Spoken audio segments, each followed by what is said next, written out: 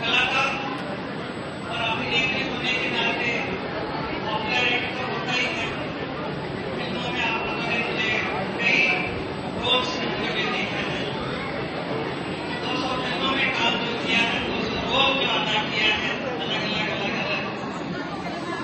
तो इसके लिए आप लोग पहचानते हैं आराम से, इजीली। लेकिन वो मुझे तो मालूम नहीं था